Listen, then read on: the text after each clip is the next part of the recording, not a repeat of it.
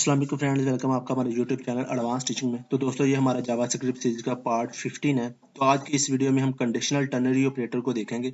इनको अकेला ternary operator भी जो है वो हम बोलते हैं। तो ये जो फ्रेंड हमारे पास टर्नरी ऑपरेटर होता है, ये बिल्कुल इफ के जैसे ही काम करता है। इफ में बेसिकली क्या होता है, जब हमने किसी कंडीशन की बेस पे कोई कोड को एग्जीक्यूट करवाना होता है तब हम इफ को यूज करते हैं। इफ स्टेटमेंट को आपने हमारी पिछली वीडियो में देखा भी था। तो ये बिल्कुल उसी के जैसे काम करता है। इसमें भी क्या होता है, हम पहले कंडीशन देते हैं। अब कंडीशन या तो ट्रू होगी या होगी फॉल्स।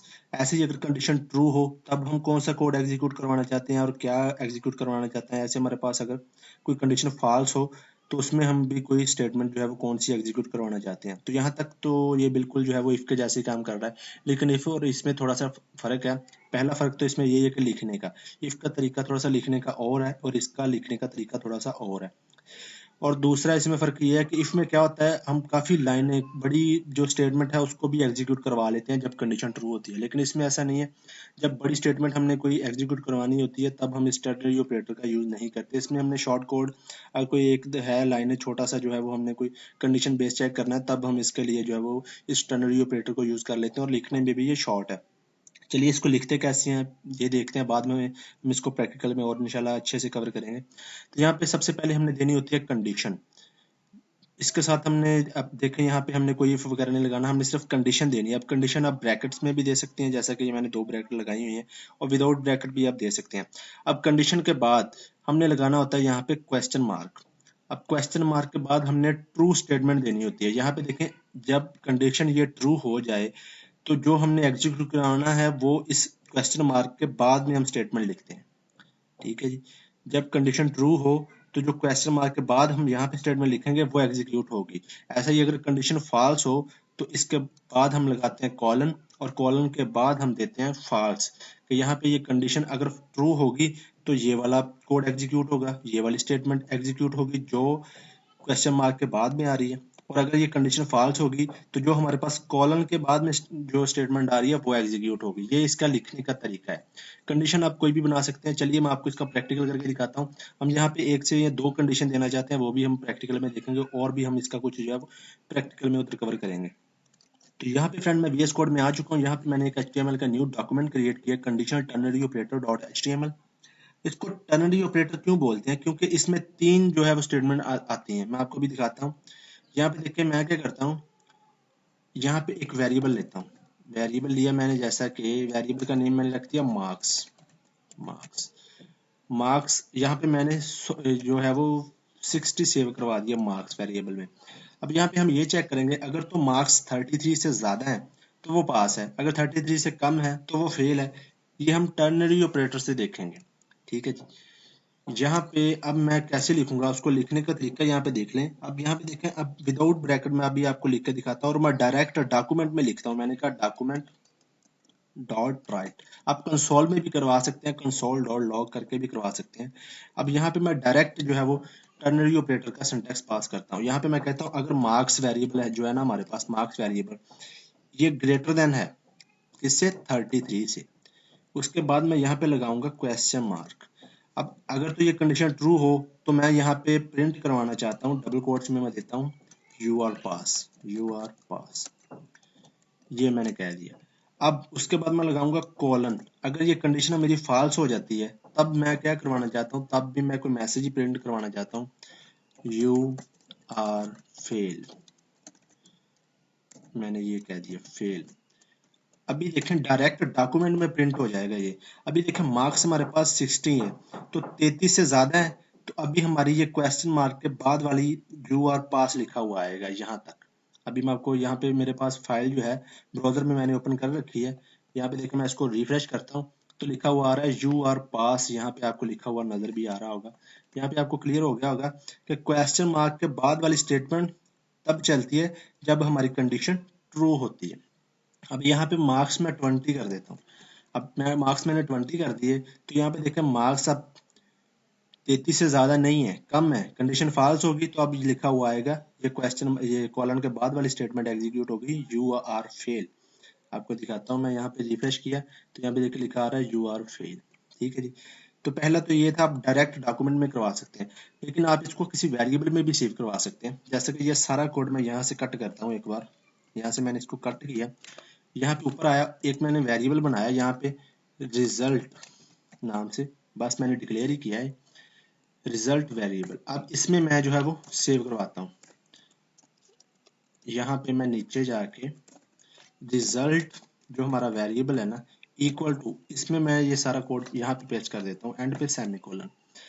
अब ये सारा कुछ कैसे काम करेगा, देखिए मार्क्स की कंडीशन चेक होगी, कंडीशन अगर ट्रू होगी तो हमारे पास ये जो लिखा हुआ है ना यू आर पास, ये इस वेरिएबल में चला जाएगा। अगर कंडीशन फॉल्स होगी यहाँ पे, तो ये जो हमारे पास यू आर फेल लिखा हुआ है ना, ये इस वेरिएबल में चला जाएगा ऑटोमेटिकली। अब इस वेरिएबल को मैं यहाँ पे डॉक्यूमेंट में प्रिंट करवा देता हूँ, ये मैंने वेरिएबल यहाँ पे पास कर दिया। सेव करते हैं, अभी देखते हैं हमारे पास किस तरह का दिख रहा है। देखिए मैंने रिफ्रेश किया तो अभी भी यू आर फेल लिखा आ रहा है, क्योंकि मार्क्स अभी कम है। तो मार्क्स में बढ़ा देता हूँ, 80 कर दिए मैंने। सेव करता हूँ, अभी रिफ्रेश करके आपको दिखाता हूँ। तो यहाँ पे देखिए लिखा हुआ आ रहा है यू आर पास। ठीक है जी। तो यहाँ पे देखें आपको क्लियर हो रहा होगा कि ये कैसे काम करती है। अब टर्नरी इस वजह से कहा जाता है, यहाँ पे देखिए 3 देने जरूरी है, 3 है, ये 2 और 3 देने जरूरी है। और इसको कंडीशनल इस वजह से कहा जाता है क्योंकि ये कंडीशन है, कंडीशनल टर्नरी ऑपरेटर है। यहाँ पे हम कंडीशन की बेस पे चेक कर रहे हैं ना। तो एक अब यहाँ पे देखें, मैं यहाँ पे कुछ प्रिंट भी करवाना चाहता हूँ, यहाँ पे मैं कुछ साथ में प्रिंट भी करवाना चाहता हूँ कि लिखा हुआ है जैसे कि यूर रिजल्ट, कुछ भी मैं यहाँ पे करता हूँ, डबल कोट्स के अंदर मैंने लिख लिया यूर रिजल्ट इज, इसके बाद मैं थोड़ी सी स्पेस डाल के यहाँ पे कॉलन लगा देता हूँ। अब इसके बाद ये जो मेरे जितने भी टर्नरी ऑपरेटर कंडीशन है ना, इसको मैं एक ब्रैकेट में बंद कर देता हूँ। ब्रैकेट में बंद क्यों करूंगा, क्योंकि पहले ये चेक करेगा कि क्या मैसेज बनता है। जो मैसेज बनता है वो इस वेरिएबल में चला जाएगा। उसके बाद यूर रिजल्ट ये ऐसे लिखा हुआ आएगा। उसके बाद मैं यहाँ पे देखिए ऐसे नहीं लिख सकता, यहाँ पे मुझे प्लस का साइन लगाना पड़ेगा, इनको जोड़ना पड़ेगा। ये प्लस का साइन होता है कंकैटिनेशन ऑपरेटर हम इसे बोलते हैं। स्ट्रिंग और न्यूमेरिक को या दो स्ट्रिंग को जोड़ने के लिए हम जो है वो इसको यूज करते हैं। अब ये साथ में ये भी लिखा हुआ आएगा यूर रिजल्ट इज, उसके बाद कंडीशन चेक होगी, जो पास होगा या फेल होगा वो लिखा हुआ आएगा। मैं सेव करके आपको दिखाता हूँ, यहाँ पे रिफ्रेश करता हूँ, वो कह रहा है your result is you are pass. ठीक है जी, यहाँ पे क्योंकि मार्क्स 80 है। ठीक है जी, तो यहाँ पर आप ऐसे भी कर सकते हैं। अब यहाँ पे मैं आपको बताता हूँ कि अगर यहाँ पे हमारे पास दो कंडीशन हो, दो हमने कंडीशन देनी है, दो कंडीशन मैं कैसे बनाता हूँ, यहाँ पे कंडीशन मैं बना लेता हूँ। अब देखें मार्क्स किसी भी सब्जेक्ट के टोटल 100 होते हैं, मैं 300 दे रहा हूँ यहाँ पे, लेकिन हमने यहाँ पे कंडीशन क्या लगाई है, बस मार्क्स 33 से ज्यादा होना चाहिए, बाकी हमने और कोई कंडीशन नहीं लगाई। तो ये 300 पे भी हमें यही कहेगा कि आप पास हैं, क्योंकि 33 से ज्यादा है। ये देखें यू आर पास कह रहा है। लेकिन अब यहाँ पे एक और कंडीशन बना लेते हैं कि अगर मार्क्स 100 से ज्यादा है तब कहे कि टोटल मार्क्स इज, मतलब 100 आपने गलत मार्क्स एंटर किए हैं। चले इसकी भी कंडीशन बना लेते हैं। तो मैं यहाँ पे इसको शॉर्ट कर लेता हूँ, यहाँ पे मैं एक बार यहाँ से सारा रिमूव कर देता हूँ। अब यहाँ से मैं आपको 1 बाय 1 लिखना बताता हूँ कि इसको लिखने का ही बेसिकली तरीकाकार है। अगर आपने दो कंडीशन देनी है तो यहाँ पे मैं सबसे पहले लगाता हूँ छोटी ब्रैकेट, इसके अंदर मैं सबसे पहली कंडीशन बनाता हूँ, अगर मार्क्स वेरिएबल में जो भी पड़ा है अगर ग्रेटर देन 33 है, 33 से ज्यादा है, ठीक है जी, पहली कंडीशन। उसके बाद मैं यहाँ पे लगाता हूँ क्वेश्चन मार्क, क्वेश्चन मार्क लगाया, इसके बाद मैं फिर छोटी ब्रैकेटें लगाता हूँ। अब यहाँ पे मैं कहता हूँ दूसरा, अगर मार्क्स जो है ना, मार्क्स ग्रेटर देन है 100, अगर 100 से ज्यादा है तब मैं यहाँ पे लगाता हूँ क्वेश्चन मार्क। फिर मैंने क्वेश्चन मार्क लगाया। अब यहाँ पे क्वेश्चन मार्क के बाद मैं यहाँ पे बताऊंगा, पहले मैं बताऊंगा ये मार्क्स का, अगर मार्क्स 100 से ज्यादा है, क्योंकि पहले ये इसका मैसेज हमने दिखाना है। तो मैसेज यहाँ पे मैं लिखता हूँ marks marks is greater than 100।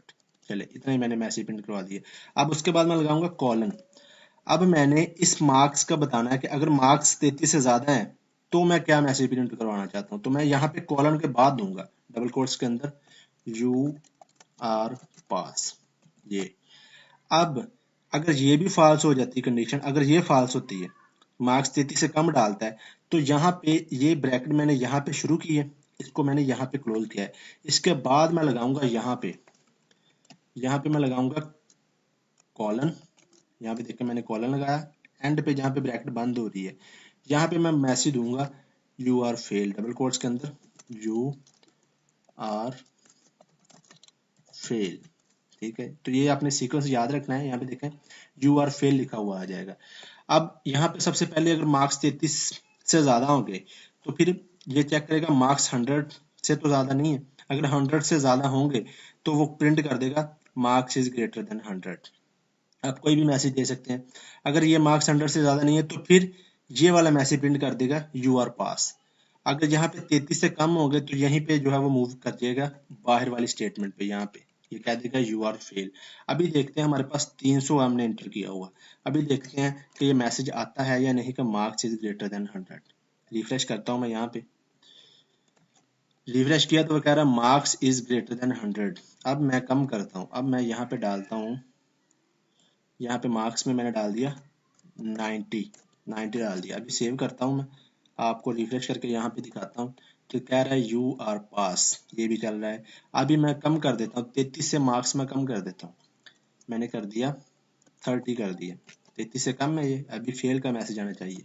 Refresh करता हूँ तो यहाँ पे देखिए कह रहा है यू आर फेल। तो ऐसे आप जो है वो इन कंडीशनल टर्नरी ऑपरेटर को यूज कर सकते हैं। आप एक भी कंडीशन दे सकते हैं, दो भी दे सकते हैं, अगर जैसे भी देनी है इसी सीक्वेंस से आपने जो है वो कंडीशन बना के देनी है। तो ये था फ्रेंड हमारे पास टर्नरी ऑपरेटर। उम्मीद है आपको ये क्लियर हुआ होगा। अगर आपका कोई क्वेश्चन है तो आप मुझे कमेंट बॉक्स में डाल सकते हैं। चैनल को सब्सक्राइब करना मत भूलना। मिलते हैं नेक्स्ट वीडियो में। अल्लाह हाफिज।